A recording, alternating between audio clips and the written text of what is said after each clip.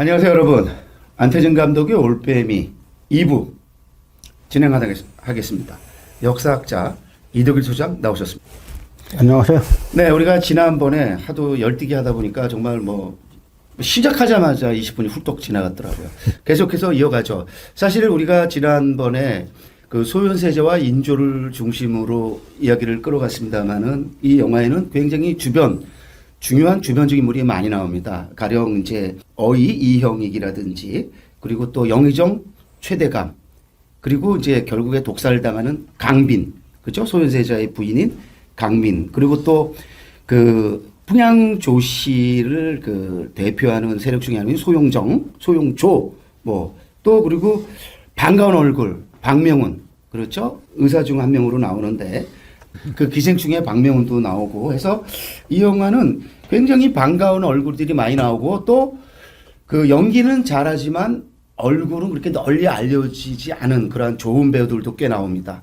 가령 그 소현세자를 연기한 김성철, 저는 이 영화 이전에는 인지하지 못하고 있었어요. 근데 이 영화 보면서 김성철이라는 이름을 기억하게 됐고, 또 강빈을 연기한 조윤서라는 친구도 이상한 나라의 수학자도 나오고 했다는데 저 얼굴 기억 못합니다. 또 안은진, 조소영을 연기한 안은진도 그렇고, 그래서 이 영화는 사실 영화적으로 한 10명에 가까운 주조연들의 연기도 굉장히 안정감이 있고요. 그래서 아까 그 일부에서 우리가 재미라고 했는데 재미난 지점들이 꽤 있습니다. 그래서 재미난 지점들을 우리가 한번 짚어볼 필요가 있을 것 같은데 그 전에 조금 더 그 주변 인물들을 중심으로 해서 역사적인 어떤 이야기들을 좀 들려주시면 도움이 되지 않을까 이렇게 생각합니다. 사실 그 강빈 같은 경우는 상당히 네. 이제 묻혀 있었던 인물인데요. 네. 제가 이제 그 조선왕 독살 사건 쓰면서 강빈을 상당히 이제 주목하게 됐죠. 네. 왜냐면 원래 소현세자의 결혼할 여자는 강빈이 아니었어요. 근데 왜 강빈으로 됐냐면 이 인조반정을 일으키고 나서 이제 인조반정 주도 세력들이 이제 지금 반정 일으키고 나니까 반응이 싸늘한 겁니다. 네. 왕이 광해군이 뭘 그렇게 잘못했는데 신하들이 쫓아내 하니까 이제 할 수 없이 이 반정 세력들이 자기네 서인들만 정권 유지가 다 이제 끌어나가려고 했는데 반응이 아주 싸늘하니까 남인 이원익을 영의정으로 이제 영입하면서 서인과 남인의 연합 정권을 꾸리게 되죠. 네. 그런데 2조 참판까지는 쓸 수 있는데 그 이상은 남인 안 쓴다, 서인이 다 쓴다 하는 걸 비밀 결의했다는 거고요. 또 하나는 국혼, 나라 혼인, 그게 이제 세자 혼인을 말하는 건데 이 국혼은 물실 이러면 안 된다. 그러니까 국혼은 반드시 자기네 당파 서인에서 나와야 된다. 그러니까 세자비는 반드시 서인에서 나와야 된다라고 해가지고 원래 소현세자는 그 당시 이제 원래 세자 비니대로만 3간택을 하지 않습니까? 3번을 하는데 재간택까지 다 했던 여성이 있음에도 불구하고 파토를 내고 그다음에 이제 강석기의 딸인 이제 강씨를 갖다가 세자 비니로 책봉을 한 거죠. 그래서 강빈도 사실은 이 세자 비니 안 됐으면은 나중에 그렇게 이제 비참하고 그런 인생을 살지 않았을 텐데 이 세자 비니 되면서 그 이영만리 사례부가 여성의 몸으로 이영만리 영화에서 8년이라고 하는데 옛날에 만화하셨으니까 이제 9년 동안 가서 이제 고생을 하죠. 그런데 인조가 강빈 미워하는 걸 어떻게 보면 소현세자보다 더 미워해요. 그러니까 이것도 인조가 참 묘한 인물인데 사실 그 아들하고 사이 안 좋은 아버지는 많이 있어도 며느리하고 그렇죠. 사이 안 좋은 아버지는 적기가 드문데 근데 인조는 아들과 며느리를 다 미워하는데요. 그게 이제 결국은 저 강빈이 막 이제 비판하는 게 그 농사져 가지고 네. 그 돈 가지고 아주 막 그 심양관을 갖다가 소현세자가 있던 곳을 심양관이라고 불렀는데 심양관을 갖다가 마치 장사치에 터처럼 만들었다. 소현세자는 여기에서 이제 오는 돈이 있지만 조선에서 조선 전란 겪어가지고 돈도 없는데 거기다 소현세자나 강빈은 그 나름대로 그렇죠. 거기에 이제 그 농사를 져가지고 일종의 자급자족을 예, 한 거고. 그러면 오히려 칭찬해야 네, 칭찬해야 되는데 되는데. 그럼 좀 욕하면 더 결국 핵심은 뭐냐면 저 강빈이 자기를 내쫓고 자기 남편을 왕으로 만들려고 한 게 아닌가. 이걸 아주 의심하죠. 네. 그래서 이제 인조를 갖다가 이 공신 중에 일등 공신 중에 심기원이라는 인물이 있는데요. 네. 심기원이 사실 인조를 내쫓고 소현세자를 추대하려고 했던 사건이 있었어요. 그래서 심기원이 나중에 이제 능지처참을 당하는데 그 이유 중에 하나가 뭐냐면 강빈의 아버지 이제 강석기가 세상을 떠났습니다. 그러니까 청나라에서 그 조문하겠다 그러니까 소현세자하고 강빈하고 아버지가 죽어서 세상 떠나셨으니까 조문하겠다 그러니까 청나라에서 허용을 했죠. 근데 그러니까 9년 사이에 이렇게 가끔은 일이 있으면 왔다 갔다 한 거죠. 네. 9년 그냥 청에만 있었던 건 아니고 그렇죠. 네. 네. 그런데 청나라에서 네. 소현세자를 무조건 믿은 게 아니에요. 그래서 소현세자가 귀국을 하면은 인지를 대신 바쳐야 되는데 그렇지. 그 인지를 누구냐면은 그 장남 석철, 나중에 이제 인조한테 죽는 인물이죠. 그 장남 석철하고 임평대군, 그 동생, 막내 동생인 임평대군을 2명을 갖다 그 인질로 대신 바쳐야 이 소현세자하고 강빈이 이제 귀국을 하는데 그 인질 교환 장소가 어디냐면 지금의 봉황성이에요. 그러니까 저번에 우리가 네네네. 그 탄생 이야기 할 때도 네. 그 조선과 청나라 국경이 압록강이 아니라 그랬잖아요. 압록강이 국경이면 압록강에서 교환을 할 텐데 거기가 네. 아니라 봉황성은 압록강에서 한참 북쪽으로 가야 되는 곳인데 거기까지가 사실은 이제 조선의 국경인데 거기에서 이제 그 인지를 교환하고 그 소현세자하고 강빈이 귀국했는데 귀국한 목적이 그 소현세자 입장에서는 장인이고 네. 강빈 입장에서는 친아버지인데 그 조문하기 위해서 왔는데 인조가 조문하지 말라는 거예요. 그러니까 신하들이 반발하는 거죠. 아니 그 이제 조문하러 왔는데 조문을 막으면 어떡합니까? 그러면서 이제 돌아갈 날짜가 다 됐는데 청나라 사람들이 가면 물어볼 거 아닙니까? 조문했냐고. 그렇죠. 근데 조문 못했다 그러면 뭐라고 할 겁니까? 그런데도 인조가 그 조문을 금지시키죠. 그러니까 이제 인조는 사실 인조 같은 성격이 욕심은 많아서 쿠데타는 일으켰는데 속은 이제 만한 거죠. 그러니까 이게 한 나라의 군주나 대통령이 되면 웬만한 건 안고 가야 되는 거예요. 근데 인조는 그런 식으로 이제 그 친장아버지가 세상을 떠났는데 조문까지 막으니까 이 신하들이 인조반정 일으킨 명분 중에 하나가 광해군이 임목대비를 폐위시켰다는 거 아니에요. 그러면 임목대비 폐위시킨 게 쿠데타 명분인데 조선 같은 나라 우리는 충효라고 말하지만 그 순서가 틀린 거예요. 효충이에요. 효충. 네. 그래서 효자 집안에 충신난다라고 말하는 건데 친아버지가 세상 떠나갔고 그것 때문에 청나라에서 일시 귀국을 허용해가지고 왔는데 그 조문을 못하게 하니까 사실은 이제 이때 소현세자나 강빈이 사태를 잘 파악했어야 되는데 이제 감히 이제 그 사실 소현세자가 이때 심기원이나 이쪽하고 손잡고 마음을 먹었다 그러면 청나라의 내락을 받고 했으면은 얼마든지 가능했죠. 근데 소현세자는 그런 꿈을 안 꾸고 있다가 그 인조가 저렇게까지 자기를 죽이고 나중에는 자기 며느리까지 죽이고 자기 이제 자식들까지 죽일 줄은 몰랐는데요. 제 영화 보면 약간 구도가 흐트러진 게 뭐 그 전반적으로 뭐 기발하고 재미있습니다만 그 영의정 최대감의 역할이 상당히 모호한 역할이죠. 모호하면서도 어떻게 보면 천지전능한 왕보다 권력이 센 인물로 나오는데 그 왕보다 권력이 세려면은 뭐냐면 인조 반정의 이념에 충실해야 돼요. 뭐냐면 무조건 친명, 청나라 뭐 이쪽 하자고 하는 건 전부 다 이제 오랑캐하고 손잡자고 하는 이게 반역이다 이렇게 가야 되는데 그 당시 영의정이 그 뭐 최대감이 아니라 김류라는 반정 일동공신인데요. 그 자체는 이제 영화적 도구로 저는 이제 바꿀 수 있다라고 보는데 그 구도 자체는 영의정이 그 노선이 분명해야죠. 노선이 분명해가지고 과연 이 영의정이 그 당시 뭐 그 인조 반정 정권 내에서 뭐 친청파가 영의정 된다는 거 거의 이제 불가능한 거고 결국 이제 같이 그 당시 영의정과 인조가 손잡고 그 제거했다고 봐야 되는데요. 왜 그러냐면 현세자가 그 독살 당하고 난 다음에 그 다음에 당연히 조선은 종통이 어떻게 됐냐면 이 종법이 그 장남이 죽으면은 그 종통이 동생에게 가는 게 아니라 장손에게 가는 거예요. 네네. 그래서 영화에서도 이제 속초를 갖다 원손이라고 부르지 않습니까? 네네. 그 원손이라는 거는 원자, 원손이라는 거는 나중에 왕이 된다는 그런 의미인데 그래서 인조가 당연히 이제 원손에게 갈 줄로 알았더니 인조가 나는 뭐 병들었고 원손은 어린데 내가 불시에 일이 생기면 어떻게 되겠느냐라고 이제 하니까 벌써 신하들이 알아차리고 안 주려고 하는군 알아차리고 엄청 반대를 하죠. 안 됩니다. 예, 종통은 원손으로 가는 거지 딴 데로 가는 게 아닙니다.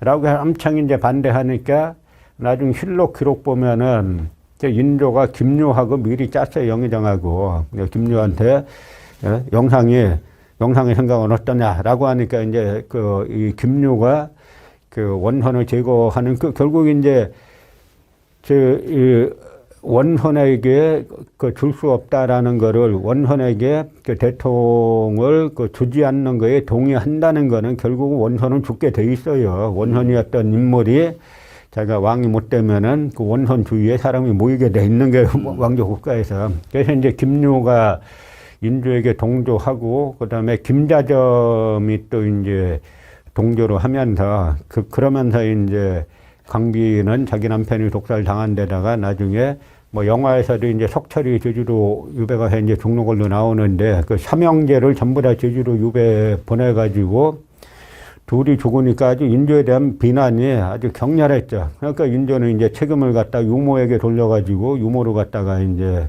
또 사형시키고 결국에 그런 식으로 좀 왔다 갔다 하는 그런 역사적 시선이 그 가령 최대감, 영의정 최대감에도 결국엔 투영돼 있는 거네요. 그렇죠?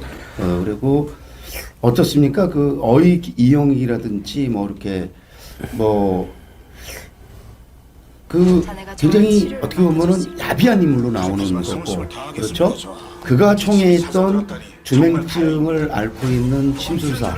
사실은 그도 그 돌봐야 될 그 동생이 있어서 부득이 목격자로서 진실편에 서지 못하다가 끝내 진실편에서는.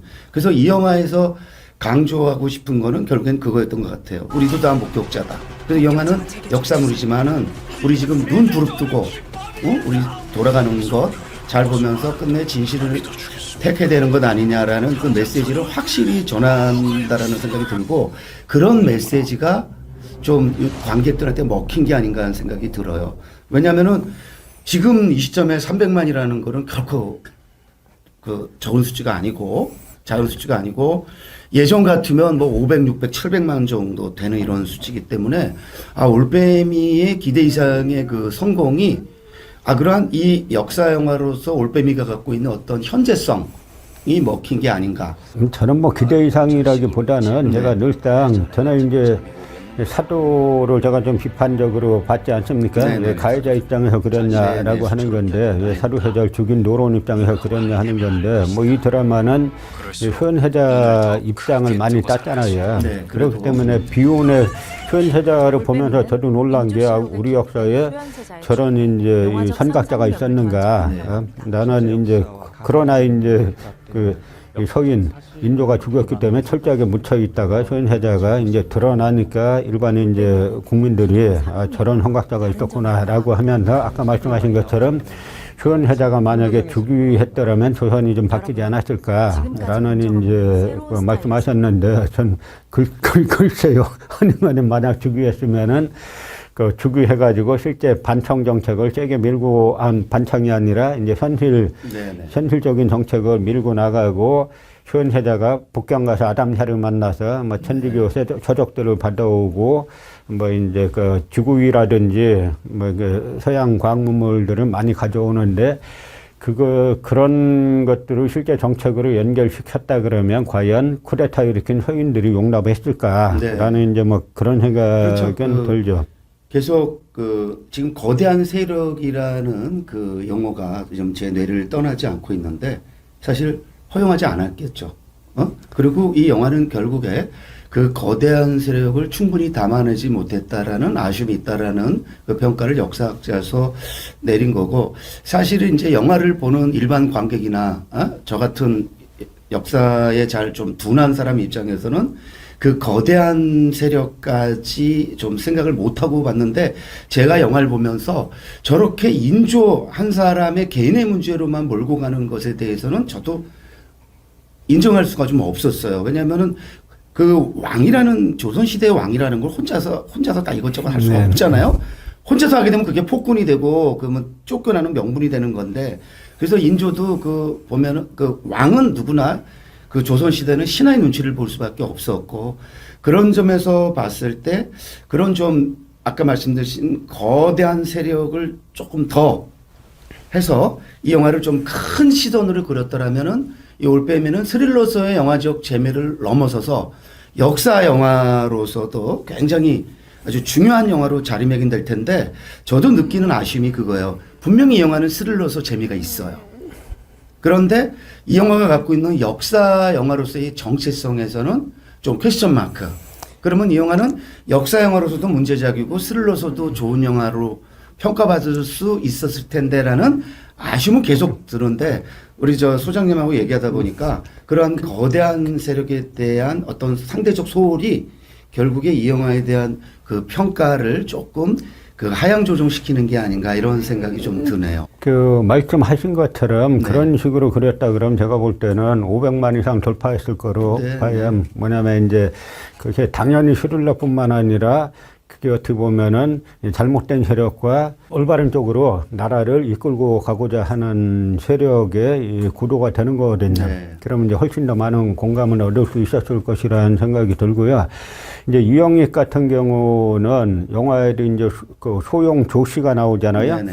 그 소용 조씨 집안에 출입하던 그 의사예요. 근데 그러니까 소용 개인 주치 뭐 이런 예. 거구나. 요즘 그래서- 말로 하면. 그래서 소용 조씨가 추천해가지고 공중에 들어온 지 그때 한 서너 달밖에 안 됐던 그런 인물인데, 그러니까 이 구도가 결국은 이제 조선은 왕과 신하의 독대가 엄격하게 금지되어 있잖아요. 그렇죠. 그래서 이제 왕이 그 신하가 없는 상태에서 만날 수 있는 사람들은 이 후궁들하고 그다음에 처가 쪽 사람들 그 내전해서 그렇게 되는데, 결국 그러니까 소용 조씨가 그 당시에 주범으로 다들 이제 그 당시 현혜자 급조했을 때 소용 조씨하고 이영익이 그 이제 그 주범이다라고 했는데, 그 주범의 배우는 누가 오달 내렸냐 하는 이야기죠. 사실 이제 소용 조씨가 그냥 뭐 강빈하고 사이 안 좋은 걸로 나오는데, 이게 강빈하고 사이가 안 좋아가지고 세자를 잘못 독살했다가 삼족이 멸함을 당하게 돼 있잖아요. 그러니까 결국 이 부분은 인조와 그다음에 그 소용 조씨 이영익 그게 있고, 그 영화에선 그 부분만 그렸습니다만 결국은 그 인조반정이랑 쿠데타를 일으킨 서인 세력들이 저기 쿠데타 이념을 갖다가 부인하는 되면은 저는 이제 우리 서인의 쿠데타 이념을 정면에서 부인하는 인물이다. 왕이 되면 안 된다라고 하는 공감대는 상당히 형성돼 있었고, 그러니까 거의 독자임에도 불구하고 별 소동 없이 넘어갈 수 있는 게 문제 제기할 세력 자체가 거의 없는 거죠. 지금 이렇게 얘기를 듣다 보니까 이 영화가 말이죠. 그 지난번에 우리가 찬스무비, 전찬일의 찬스무비에서 다뤘던 탄생하고도, 왜냐면은 이 소윤세제가 죽는 것 1645년인데 김대건 신부가 죽는 게 1846년이에요. 탄생과도 그 네. 김대건 신부와도 뭐 200년의 차이가 납니다만 소현사자가 관련이 있죠. 그 소현사자가 그렇죠. 네. 가져왔던 그 천주교 서적들이 네. 소현사자를 모셨던 이경상이란 인물이 그 서적들을 그 집안에서 보관을 했고 이제 그 서적들을 보고 조선에 자생적인 천주교 신자 그룹이 생기고 네, 그래서 1784년에 이승훈이 이제 네. 그 북경 가서 받고 그다음에 천주시리 같은 책에 다 영향을 받고 그런 건데 소윤세자가 거기 아주 핵심적 인물이네요. 네, 그래서 소윤세자의 그 책 때문에 자생적 천주교도들이 생겼고 그다음에 이제 나중에 여러 차례 박해를 받지 않습니까? 네, 네, 그 김대건 신부의 부친도 그 뭐 박해받다 이제 그 순교한 그런 집안인데 그러니까 이제 그래서 소윤세자가 아담사의 신부를 만나서 가져왔던 서적이 결국은 그 김대건 신부라는 한국 최초의 한국인이 이제 조선인 이제 그 신부로 이어지고 있고 그것이 이제 탄생이라는 영화로 이제 이어진 거기 때문에 그래서 역사는 제가 하다 보면 자꾸 위로 거슬러 올라간다라고 하잖아요. 그래서 이런 이제 올빼미 영화가 기존에 나왔던 이제 역사를 마구 뒤집는 영화보다는 그 뭐 스릴러로서 이제 그리고 이제 재미를 위해서 그 주맹증이라는 침소사를 주인공으로 등장시켜서 한 것들은 상당히 이제 의미가 있었고 의미가 있었고 재미도 있었는데 그 구도 소윤세자의 죽음이 갖고 있는 한 그 큰 구도까지 이제 그렸으면은 아마 외국인들도 상당히 그 쉽게 이해가 가고 사실 그러지 않았을까라는 아쉬움은 조금 있는 뭐 그런 영화로 보고 있습니다. 네, 올빼미에 대한 나름대로의 충분한 평가가 이루어지지 않았나 싶어요. 분명히 이 영화의 그 영화적 약점도 있습니다만은 제가 볼 때 이 정도 영화면은 흥미롭게 즐길 수 있는 스릴러로서 그 재밌게 즐길 수 있는 영화이지 않는가. 연기도 좀 흡족하고요. 그래서 이 정도로 올빼미 마무리 짓도록 하겠습니다. 자, 함께 해주셔서 고맙습니다. 예, 고맙습니다.